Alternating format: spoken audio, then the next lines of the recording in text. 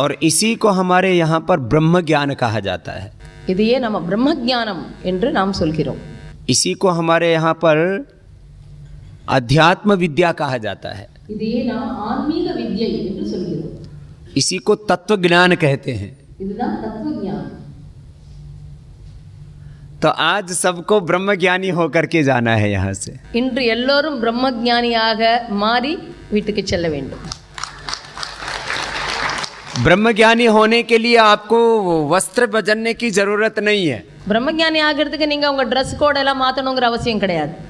आपको विचार बदलने की जरूरत। எண்ணங்களை மாற்ற வேண்டும். तो आज से बाहर से संसार, भीतर से सन्यास का दीक्षा लेके जाना है। இன்னைக்கு நீங்க தீட்சை என்ன வாங்க போறீங்கன்னா, வெளியில இருந்து பார்க்கறதுக்கு நாம சாம்சாரிகமான ஒரு லௌகிகமான ஒரு வாழ்க்கை வாழ்ந்துட்டு இருக்கோம்ட்டு, ஆனா நம்ம மனசுக்குள்ள நம்ம ஆன்மாக்குள்ள நாம வந்து ஒரு சன்னியாசியாக வாழ்ந்து கொண்டிருக்கிறோம் என்ற ஒரு எண்ணத்தோட நாம இன்னைக்கு தீட்சை வாங்கிட்டு போக போறோம். तो ये दीक्षा सबको समझ में आया?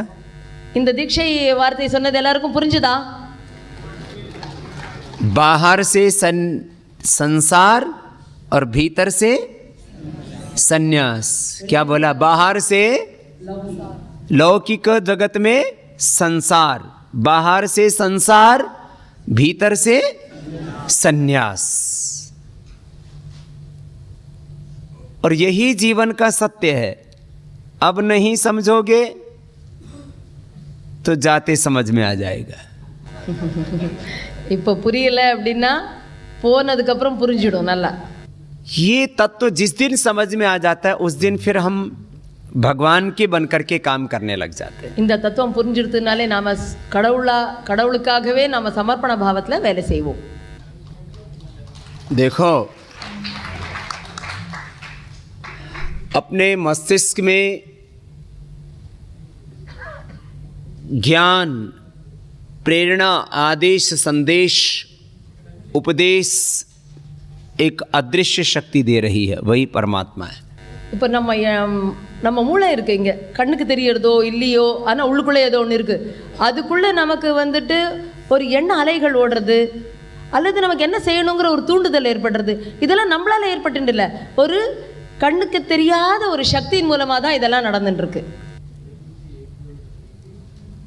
उस भीतर की प्रेरणा को सुनना और उस भीतर की प्रेरणा, आवाज, पुकार को सुनकर के वैसे ही जीना, यही भागवत जीवन है।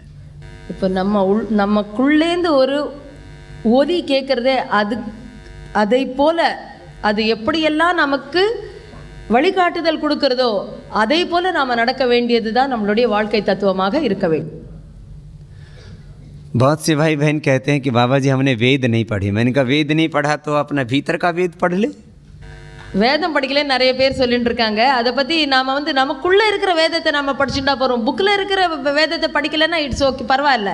நமக்குள்ள என்னென்ன ஒரு எண்ண அலைகள் நல்லதாக வருதோ அதுதான் வேதமாக கொண்டு நாம் வாழ வேண்டும் என்று பரம்பூஜ்ய சுவாமிஜி சொல்லிக் கொண்டிருக்கிறார். आत्मवेद ही सबसे बड़ा वेद है। ஆத்ம வேதம் தான் எல்லா வேதங்களை விட பெரிய வேதம். अच्छा, वेद जिन ऋषि मुनियों ने कहे, उन्होंने वेद कहाँ से पढ़े? उन्होंने भी अंदर से ही पढ़े। வேதம் நமக்கு கொடுத்த முனிவர்கள் இருக்காங்க இல்லையா, அவங்க எங்கேருந்து வேதத்தை படிச்சாங்க? அவங்க உள்ளுக்குள்ளேந்து வந்த எண்ணங்கள் தான், உள்ளுக்குள்ளேந்து வந்த பாவங்கள் தான் வேதமாக மாறியது. भगवान बुद्ध को कहाँ से ज्ञान हुआ? பகவான் புத்தருக்கு எங்கேருந்து ஞானம் கிடைச்சது?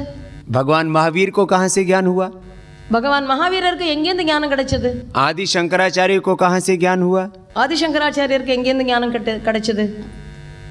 जितने भी दुनिया में बड़े बड़े वैज्ञानिक, आइंस्टीन, न्यूटन, उनको ज्ञान कहाँ से हुआ?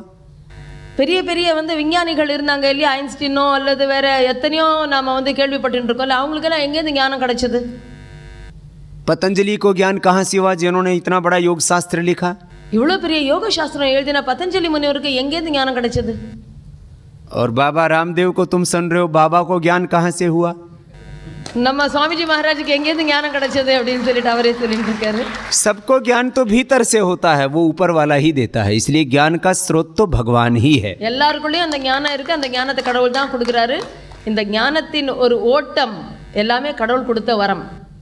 पूर्ण शांत चित्त हो जाते हैं तो अंदर भगवान ज्ञान के स्रोत को, ज्ञान के द्वार को खोल देते हैं। इसी को तीसरा नेत्र खुलना बोलते हैं, शिवत्व की प्राप्ति बोलते हैं। நாம் அமைதியா நாம் உள்நோக்கி சென்றோமேயானால் நீரோட்டம் போல ஞான ஓட்டம் நமக்குள்ளேந்து பெருகி வருவதை நாம் காண முடியும். इसलिए तुम ही शिव हो, நீங்களே சிவம்.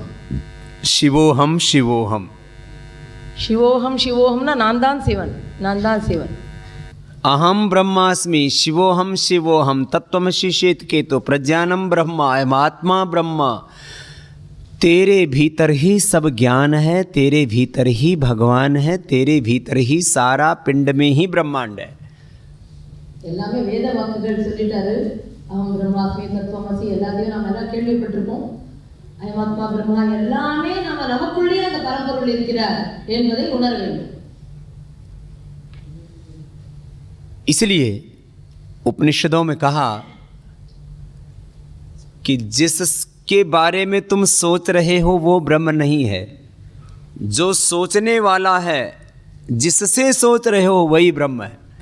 நாம யோசனை பண்ணிட்டு இருக்கோம் இல்ல, அது பிரம்மம் இல்ல. ஆனா அந்த எண்ண அலைகள் வரதுக்கு காரணமா இருக்கிறது தான் பரபிரம்மம். यन मनसा न मनते येनाहुर्मनोमतं तदेव ब्रह्मतं विद्धि नेदं यदिदमुपासते यच्चक्षुषा न पश्यति येन चक्षुंसि पश्यति यत् वाचा अनभ्युदितं येन वाक् अभ्युद्यते तदेव ब्रह्मत्वं विद्धि नेदं यदिदमुपासते। तो आपको ऐसे ही भाव में 24 घंटा रहना है कि मैं निमित्त मात्र हूँ और मेरे माध्यम से भगवान काम कर रहे हैं। ऐसे भाव में 24 घंटा रहना। நம்ம எப்பவுமே இந்த பாவத்தில் இருக்கணும். நாம எதுவுமே செஞ்சுட்டு இல்லை, வெறும் கருவி மட்டும்தான். அந்த பரம்பொருள் நம்மளை செயல்படுத்தி கொண்டு இருக்கிறார், அதனால தான் நாம் இயங்கி கொண்டு இருக்கிறோம். तो ये भागवत जीवन, ये भागवत ज्ञान, ये भागवत दृष्टि, ये भागवत कर्म से सब युक्त हों, ऐसी भगवान के चरणों में सबके लिए प्रार्थना है। எல்லார்கிட்டையும் நாம் என்ன வேண்டிக்கிறோம் அப்படின்னா, இதே மாதிரி ஒரு தூய்மையான எண்ணங்கள், தூய்மையான நடத்தை, தூய்மையான செயல்பாடுகளோட நாம் அந்த பகவத் காரியத்தை நாம் செய்து கொண்டிருக்க வேண்டும். अज्ञान के कारण से हम ऐसा सोचते रहते हैं कि मैं ही सब कुछ करता हूँ। அஞ்ஞானத்தில் காரணத்தினால தான் நான் தான் எல்லாம் செஞ்சுட்டு இருக்கேன் அப்படிங்கிற ஒரு அகம்பாவத்திலேருந்து நாம் நினச்சிட்டே இருக்கோம். योग का एक पक्ष तो वो है कि उससे रोग दूर होते हैं जो आप रोज देखते हो। யோகா செய்வதனால நம்ம நோய்கள் எல்லாம் தூரமாகிறது, குணமாகிறது அப்படிங்கிறது ஒரு பக்கம். आपने जिन जिन ने योग किया है उनके शरीर से रोग मिटा है। யார் யாரெல்லாம் யோகா செஞ்சிருக்கோமோ நமக்கு எல்லாமே நோயற்ற வாழ்வை நாம பார்த்துட்டு இருக்கோம். ये तो उसका एक चरण है, एक कदम है, एक उसका पक्ष है, एक पहलू है, एक एस्पेक्ट है। आगे क्या? योग से रोग मिट गया, अब अगला चरण है योग से सारा अज्ञान मिटना चाहिए और भीतर से पूरा प्रकाश होना चाहिए। யோகா செய்வதனால நமக்கு நோய் போயிடுது, அது ஒரு பக்கம். அடுத்த பக்கம் என்ன ஆகணும்?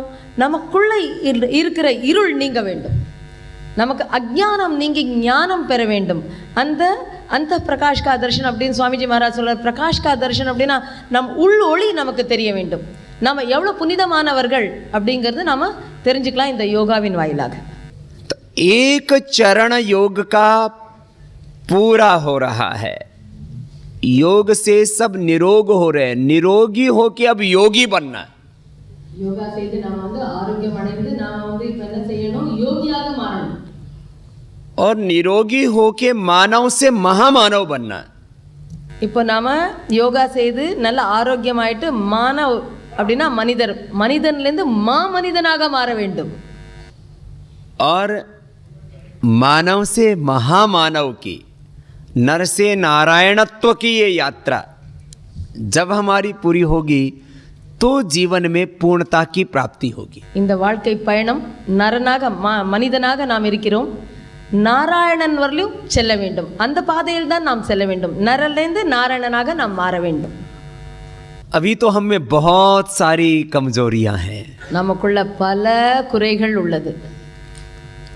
स्वभाव का दोष है। நம்மளுடைய குணங்களின் சுபாவத்தின் தோஷம் இருக்கிறது. बोलो है कि नहीं है? இருக்கா இல்லையா? है ना? वाणी का दोष है। வாணினா நம்ம பேச்சில் தூய்மை இல்லை, அதில் தோஷம் இருக்கு. आहार का भी दोष है। நம்ம சாப்பிட்றதுல வந்துட்டு தோஷம் இருக்கு. निद्रा में भी दोष आ जाता है। தூக்கத்துல கூட தோஷம் இருக்கு. खराब सपन भी आ जाता है। கெட்ட கனவு வேற வந்துடுறது. दृष्टि में भी दोष आ जाता है। கண்ணு பார்வை, கண்ணாடி போடுறதுக்கு இல்லை, உள் நோக்கு, அது தோஷம் அடைகிறது. क्या 24 घंटा आपको दृष्टि में ब्रह्म दिखता है या भ्रम दिखता है? இப்போ 24 மணி நேரம் கண்ணு பார்த்துட்டு தான் இருக்கு, அதுல பிரம்மம் தெரியறதா இல்ல பிரமையா இருக்கா? बोलो। என்ன ஆகுது? भ्रम ज्यादा दिखता है, ब्रह्म कम दिखता है। 24 घंटा ब्रह्म दिखना चाहिए। क्या दिखना चाहिए? और अब दिखता क्या है? भ्रम। ब्रह्म नहीं दिखता, क्या दिखता है? दृष्टि में दोष है।